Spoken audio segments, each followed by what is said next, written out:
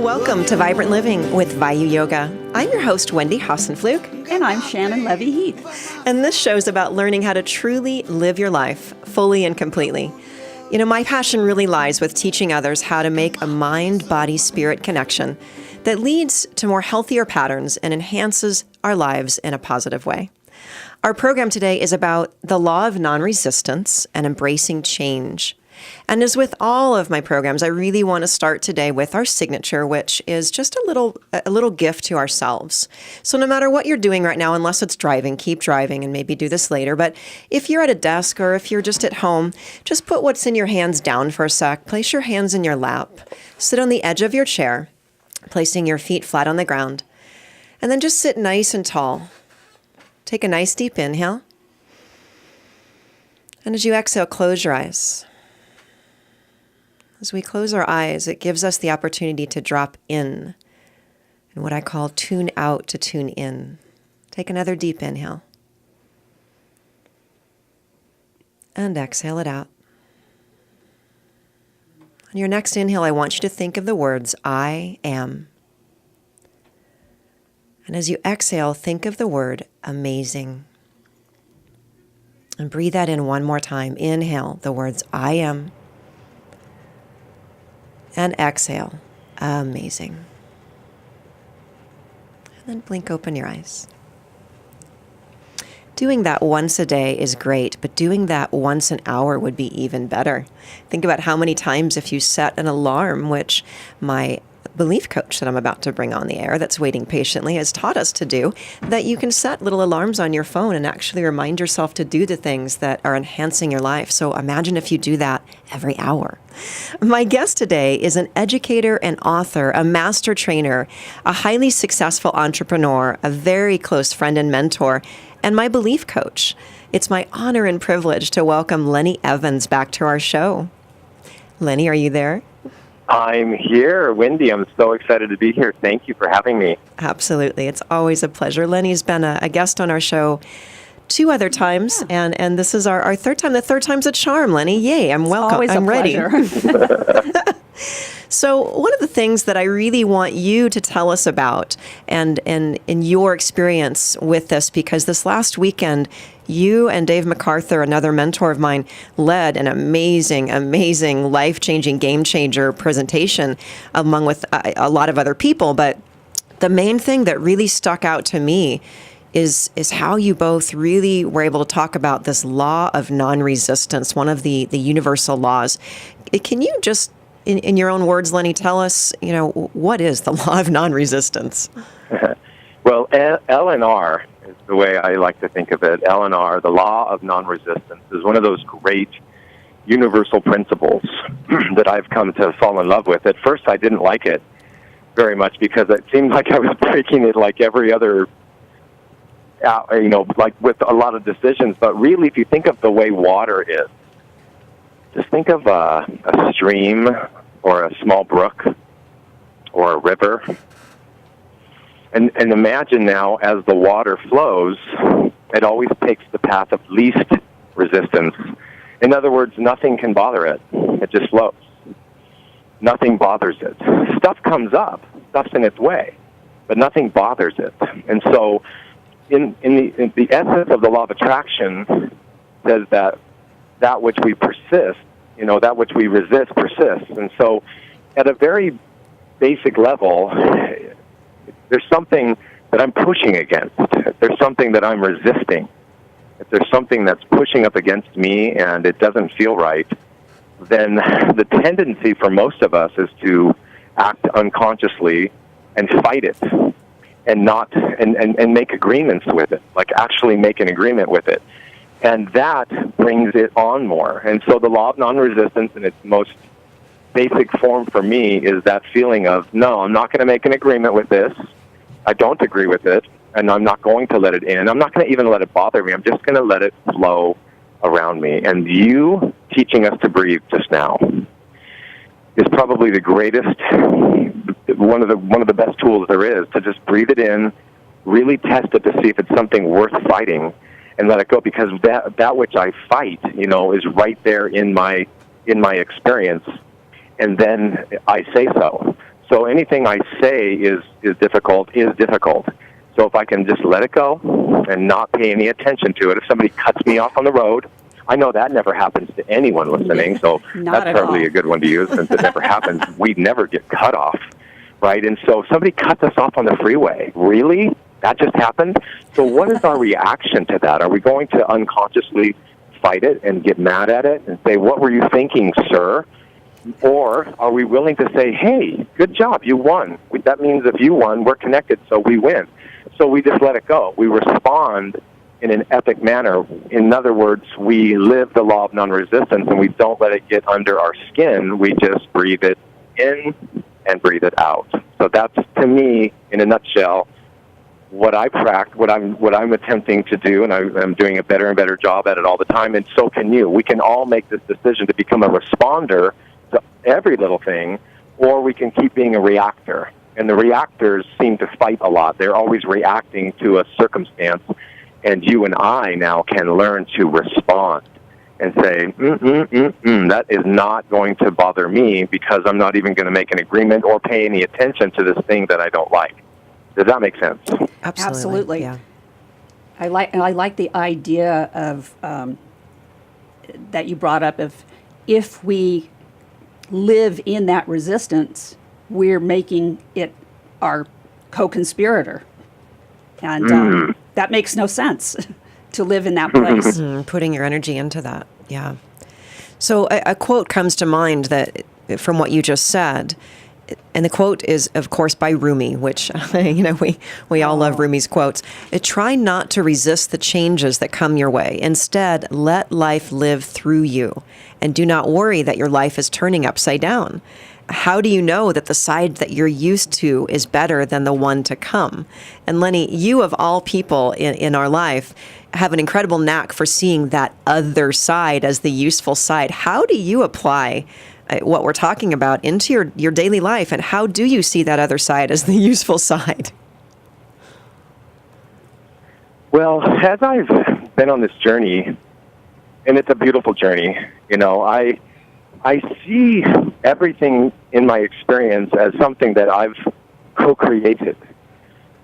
So what I urge all of you to do listening, and myself, is to finally do the thing that everybody's been waiting for, and that is to give yourself permission to be a yes to taking back your creatorship, taking back your conscious creatorship as if you are the creator of your experience. And so in that place, I see all things as never happening to me, but indeed happening for me.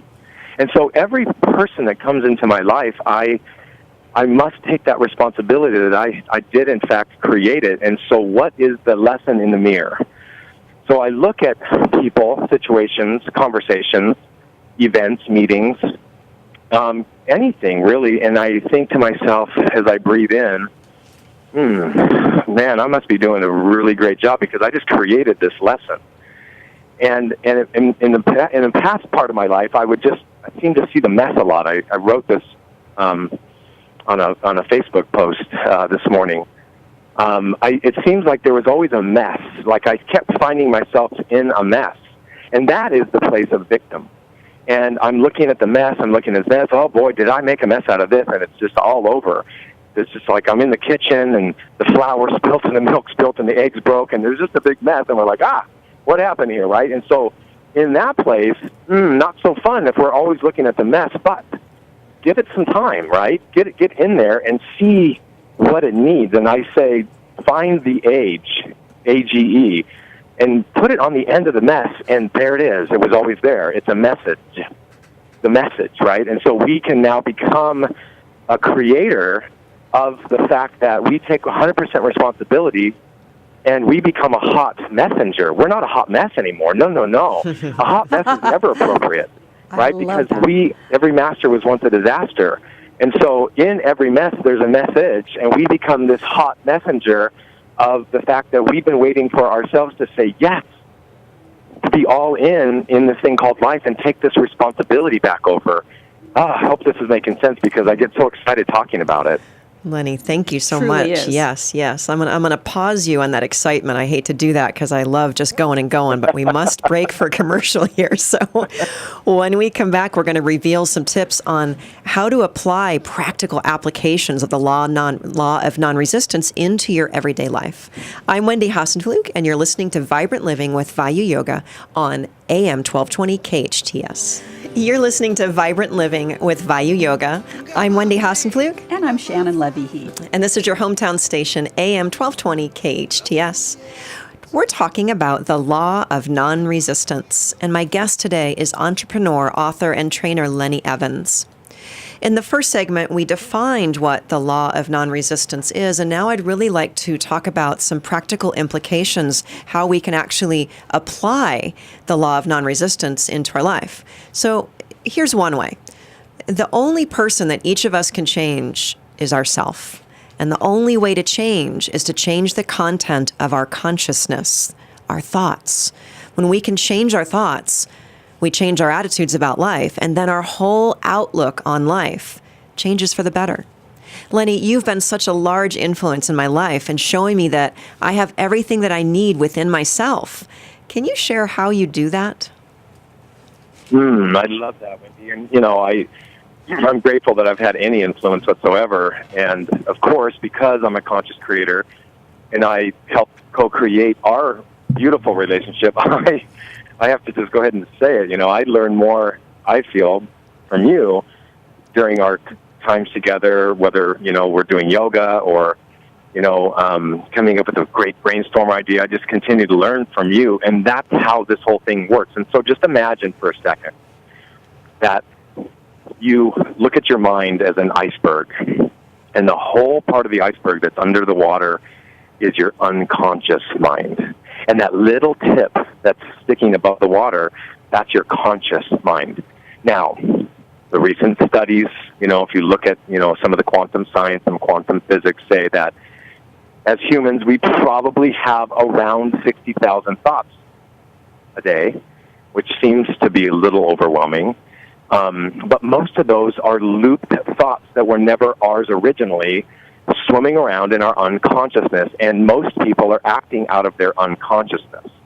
That means that there's a belief in there somewhere that's limiting that, and it believes in the lack side of the coin. So if there's only two real forces in the universe, one being lack and the other being abundance, and the truth is abundance and the lie is lack. And so lack is the only thing in existence that existence doesn't know what to do with.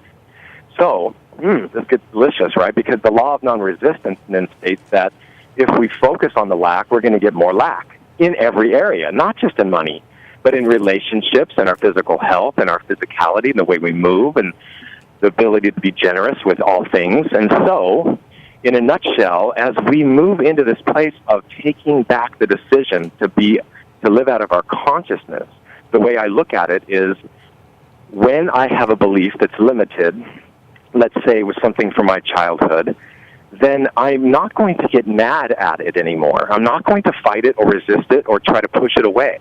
Because, in fact, I will be breaking the law of non-resistance by that very thing, and it wins again.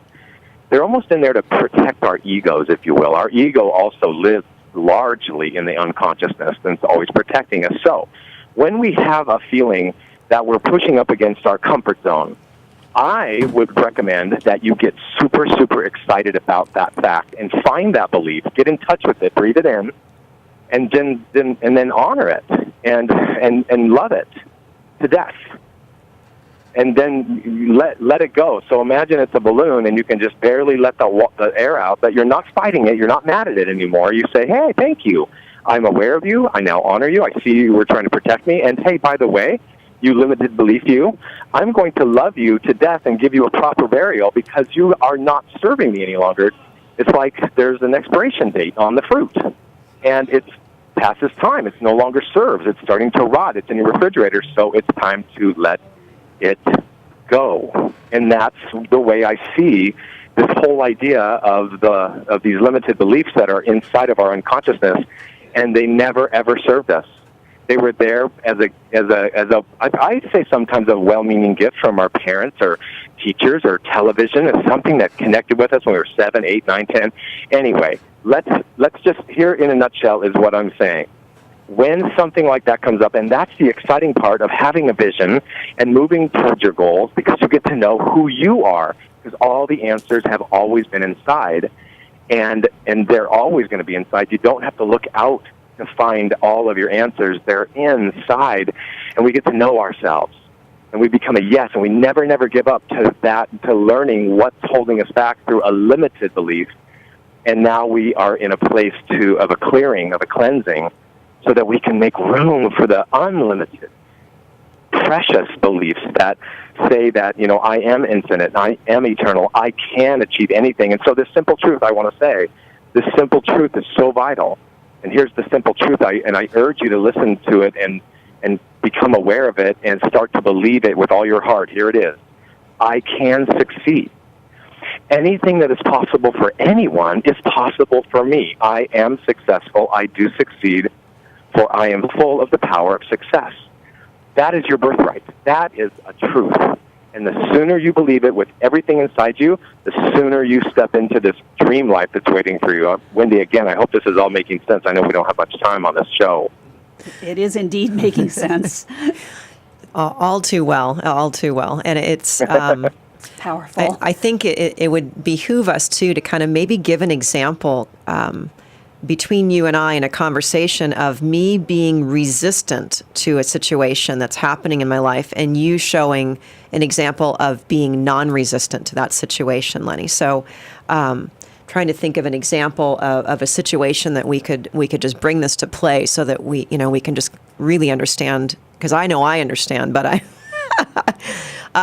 so let's just say, for instance, well, here's a real situation that's happening.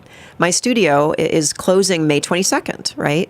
And I have had so many people coming up, to me now realizing that this is happening. And, oh my gosh, you've been open for 2 years and I've been meaning to make it in and I haven't. What can we do for you to stay open? So there's me stepping in. So here I am. We're going to play this. All right. So, Here's the studio, and I'm saying, Lenny, I'm having this conversation with you as my mentor, and I'm really trying to do the best I can to keep my studio open. And I don't know what to do about it. What can I do? Oh, I love this. I have a permanent grin on right now, right? Because I love this conversation, right? Because somehow, because that happened to me. I owned a bunch of restaurants. I owned a restaurant, and it came time for me to sell that restaurant, and it was like my identity. I was the owner of that restaurant, and that's how I saw myself. But we're not the owner of anything. We are a human. We're this spiritual, magnificent, infinite being. We just all happen to be having a human experience, an earthly experience, right? And so what a blessing you brought that to. So what I want to say is, let's bring epicness to it. It's a law I'm working on, the law of epicness.